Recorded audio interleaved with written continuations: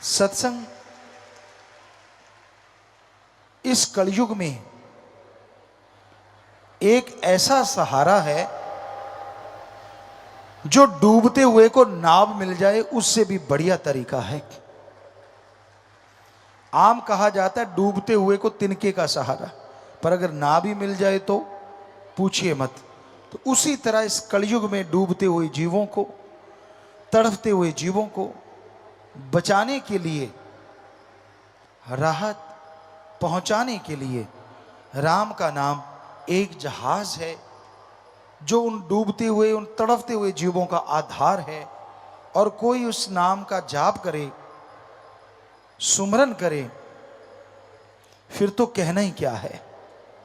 सो उस परम पिता परमात्मा के नाम का जाप हमेशा आप करते रहो, कहीं गुमराह ना हो जाओ, कहीं आलस्य में ना पड़ जाओ, कहीं भूल ना जाओ परमपिता परमात्मा को। इसलिए संत पीर फकीर सत्संग लगाते हैं, और जो सत्संग सुन के अमल करते हैं उनके तो अंदर बाहर कोई कमी रहती ही नहीं। उनके भाग्य नसीब वाकई बुरे होते हैं जो सत्संग सुनते सुनते भी बुरे कर्मों की तरफ चल पड़ते हैं। एक अनजान आदमी है, जंगल में भटक गया और उस भटकते हुए को एक रास्ता सूझा। उसे नहीं पता वो रास्ता कैसा है, उसे नहीं मालूम वो रास्ता कैसा है। बुद्धि विवेक का काम लेता तो पता चलता, पर उसने आप देखा ना ताप उस रास्ते पे निकल पड़ा। उस रास्ते में जंगली जानवर हैं, उस रास्ते में दलदल है, जान बचाएगा तो कैसे, बहुत ही मुश्किल है। वो लुट जाता है डाकुओं के हाथों, घायल हो जाता है पशुओं के हाथों, और फंस के रह जाता है दलदल में। लेकिन एक पूरे जंगल का जानकार है, उसे पता है शॉर्टकट रास्ता कौन सा है। उसे पता है ये रास्ता दलदल भरा है, ये जानवरों से भरा है, इधर डाकू रहते हैं, और ये बिल्कुल सेफ रास्ता है। पर वो इंसान फिर भी दलदल वाले रास्ते में चल पड़े, डाकुओं की तरफ चल पड़े, या पशुओं वाले रास्ते में जो खा जाएंगे उस रास्ते में चल पड़े, तो क्या कहिए। ऐसे ही सत्संगी होते हैं, जो सत्संग सुनते हैं, नाम लेवा होते हैं। जब वो ऐसे जंगली रास्तों पे निकल पड़ते हैं तो फिर दद्दा दोष ना काहू दीजिए, दोष कर्मा अपनिया, जो मैं किया सो मैं पाया, दोष ना दीजिए आवर्जन। आप तो जानकार हो, जिसने सत्संग सुना, नाम ले लिया, वो तो जानकार है कि ये रास्ता गलत है, ये रास्ता गलत जा रहा है, ये दलदल भरा है, यहां पे काम वासना क्रोध लोभ मोह अहंकार टूट पड़ेंगे, बर्बाद कर देंगे। वो सब जानता है। अगर जानते बूझते हुए भी वो उस रास्ते का चयन करता है, उस रास्ते को चुनता है, तो इसमें फिर ना तो भगवान का दोष, ना गुरु पीर फकीर का दोष, अपने कर्मों की सजा भोगता रहता है, तड़पता रहता है, व्याकुल रहता है। तो इसलिए सत्संगियों, आपको तो पता है गलत रास्ते नहीं चलना, फिर आप मन के लोभ लालच में क्यों चल पड़ते हो? क्षणिक स्वाद के लिए क्यों आप अपने सतगुरु से मुंह फेर लेते हो? क्यों सत्संग की बातों को दरकिनार कर देते हो? क्यों नहीं अमल करते आप? और जब आप अमल नहीं करते, जब आप वचनों की काट करने लगते हो, तो जिंदगी में दुख आज नहीं तो कल आने वाले हैं। फिर उसके लिए भी तैयार रहना। दुख आपने सहेड़े हैं तो फिर भोगने के लिए भी आप अपने आप को तैयार रखो। फिर तो बड़ा भगवान भगवान करते हो, राम राम करते हो। पहले तो राम की सुनते नहीं, पहले उसके संत पीर फकीर की सुनते नहीं, और जब फंस गए, जब तड़पने लगे, फिर भगवान शहद जैसा लगता है। क्यों करते हो आप ऐसा? मन की वजह से। जवानी तो गधे पे भी आती है, आपके कोई अलग नहीं आई, उस पे भी आती है।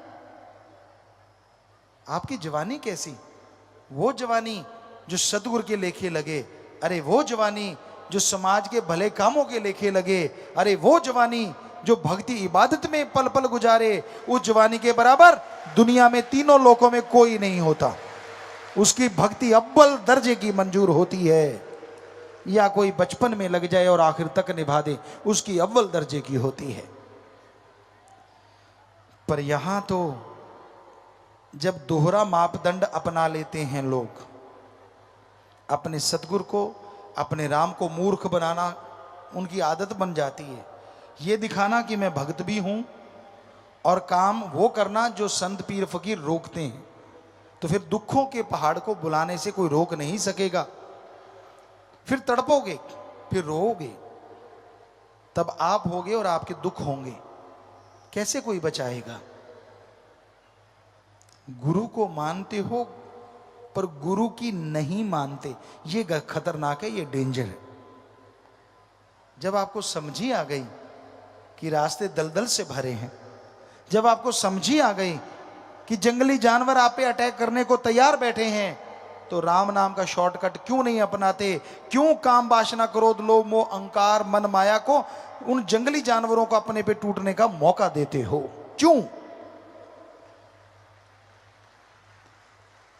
जोश जवानी का। परम पिताजी ने एक भजन बनाया है, और वो ध्यान दें, जवान नौजवान जो बिगड़ जाते हैं, जो मानते नहीं, सतगुरु की भी रखते हैं लात, दूसरी तरफ भी रखते हैं, गलत कर्म भी करते हैं। गधा 25 उम्रा जोर जवानी का, कि जब 25 साल तक की उम्र जो है ना, दुलत्ते झाड़ने वाली है। किसी को रोक दो आप, माँ बाप भी रोक दें तो उनका दुश्मन बन जाता है। मुझे रोका तो कैसे रोका, मैं मर्जी का मालिक, मैं करूं सो करूं। यानी गधे की तरह दुलत्तियां झाड़ता है। संत पीर फकीर समझाएं, अगर उसकी मन की बात कहते रहे, हाँ जी हाँ जी हाँ जी हाँ जी हाँ जी हाँ जी हाँ जी, फिर तो बड़ा खुश। और आज हम जो थोड़ी करारी बातें सुना रहे हैं तो थोड़ा रूठेगा भी, हमें कहते रहते पिताजी तो, और तेरे बाप को कहें भाई, गड़बड़ तू कर रहा है तो तेरे को ही कहेंगे ना, तेरा बाप करेगा तो उसको भी कहेंगे। तो हमें तो आपके चौकीदार जो हुए, आपकी निगाह जो रख रहे हैं कि मत करो बुरे कर्म, और हमें दिख भी रहा है कि करोगे तो फिर भरोगे, फिर चिल्लाओगे, फिर रोओगे कि मेरे साथ ऐसा क्यों हो रहा है। आजकल क्या बच्चा, क्या बूढ़ा, क्या जवान, सब काम वासना क्रोध लोभ मोह अहंकार मन माया की गिरफ्त में है। बचा हुआ वही है जिसने सच्चा इश्क उस वाहिगुरु से, सतगुरु मौला से किया हुआ है। वो चाहे बच्चा है, जवान है, बूढ़ा है, वो ही बचा है।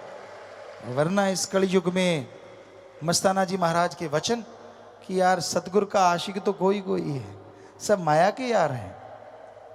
तो हम ये कहते हैं उस सतगुरु की कृपा से ही कि आज बहुत से सतगुरु के भी यार हैं, बहुत बच गए उनके रहमो करम से, उन्हीं की कृपा से।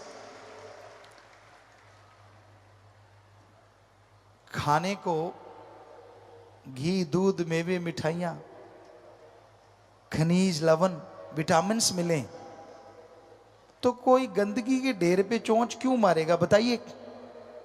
नहीं मारता ना। अब दूध पड़ा है, मेवे है, पनीर है, मिठाइयाँ हैं, हर तरह की सब्जियां हैं, जो आपको पसंद वो सारा सजा हुआ है, लड्डू जलेबियां जो भी आपको अच्छी लगती हैं, उसको छोड़ के क्या आप कूड़ा करकट खाओगे? सवाल ही पैदा नहीं होता जी। आप तो उनमें से भी चुन के वो खाओगे जो सबसे स्वाद आपको लगता है। पर हम देख रहे हैं कुछ कुछ बच्चे ऐसा भी करते हैं कि सारा कुछ छोड़ छड़ा के गंदगी के ढेर में चोंच मारते ही मारते हैं, मानते नहीं वो। उनके घेर अड़ा हुआ है मन का। जवानी उनको लगता है हमारे पे आई है और किसी पे तो आई ही नहीं, पहले वाले तो ऐसे बूढ़े हो गए, सीधे ही बूढ़े जन्मे थे बूढ़े ही हो गए। अरे उम्र का तजुर्बा होता है, गुरु से सीखो तो बचपन में भी बुढ़ापे जितनी शिक्षा सीख लेता है आदमी, वरना उम्र के साथ साथ शिक्षा आती है जैसे जैसे उम्र बीतती है। इसलिए नादानियां छोड़ दो, बुरे कर्म छोड़ दो, इनमें कुछ नहीं रखा, और गुरु पीर फकीर के वचनों से नाता जोड़ लो, क्योंकि अगर उस सतगुरु मौला से नाता जोड़ के रखोगे तो ही खुशियां हैं, वरना भाई फिर चारपाई तो कहीं गई ही नहीं।